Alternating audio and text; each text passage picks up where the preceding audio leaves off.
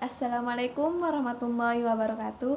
Perkenalkan, nama saya Nengah Kurniatul Haironi, NIM 204 105 01 0054 dari kelas Perbankan Syariah 3. Di sini saya akan menanggapi video dari Bapak Wadud mengenai pengantar ekonomi makro Islam. Yang pertama yaitu pengertian ekonomi. Istilah ekonomi berasal dari dua kata bahasa Yunani, yaitu oikos yang berarti rumah dan nomos yang berarti aturan, tatanan, peraturan, dan hukum. Jika digabungkan dua kalimat tersebut, yaitu oikos nomos, akan menimbulkan arti yaitu pengelolaan atau manajemen rumah tangga. Sistem pengelolaan seperti halnya sistem administrasi. Yang kedua yaitu ilmu ekonomi. Ilmu ekonomi adalah sebuah cabang ilmu yang membahas dan mempelajari tentang tingkah laku manusia dalam usahanya untuk mengalokasikan atau mengelola segala sumber daya yang dimiliki batasan penggunaan untuk mencapai sebuah tujuan tertentu. Yang ketiga yaitu pembagian ilmu ekonomi. Ilmu ekonomi dibagi menjadi 3 bagian. Yang pertama yaitu ilmu ekonomi deskriptif, yang kedua ilmu ekonomi terapan, dan yang ketiga yaitu ilmu ekonomi teori. Yang pertama, ekonomi deskriptif.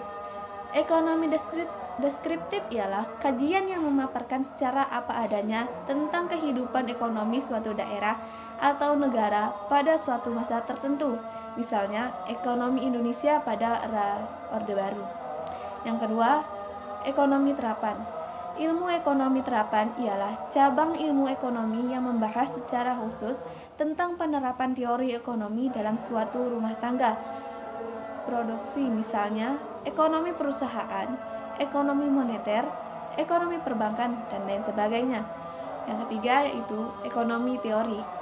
Ilmu ekonomi teori ialah ilmu ekonomi yang membahas gejala-gejala yang timbul sebagai akibat perbuatan manusia dalam usahanya meningkatkan kesejahteraan masyarakat. Dan yang keempat yaitu ilmu ekonomi mikro. Ilmu ekonomi mikro ialah ilmu ekonomi yang mempelajari perilaku konsumen dan perusahaan serta penentuan harga pasar dan kuantitas faktor input barang dan jasa yang diperjualbelikan.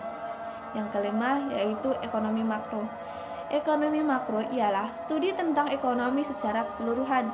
Ekonomi makro menjelaskan perubahan ekonomi yang mempengaruhi banyak masyarakat, perusahaan, dan pasar. Selanjutnya yaitu konsep dasar ekonomi makro. Ekonomi makro memiliki beberapa konsep dasar, diantaranya yaitu yang pertama, pendapatan dan pengeluaran, yang kedua, pengangguran, yang ketiga, uang dan fungsinya, yang keempat, inflasi dan deflasi, yang kelima, pendapatan agregat dan penawaran agregat, dan keenam, perkembangan IS dan LM. Yang terakhir yaitu perbedaan ekonomi makro dan mikro. Dalam menganalisis ekonomi mikro pada umumnya meliputi bagian-bagian kecil dari keseluruhan kegiatan perekonomian. Mikroekonomi lebih menitik beratkan pada analisa mengenai masalah membuat pilihan. Sedangkan dalam ekonomi makro lebih global atau menyeluruh, meliputi perubahan-perubahan keseluruhan dalam kegiatan ekonomi.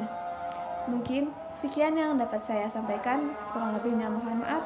Wassalamualaikum warahmatullahi wabarakatuh.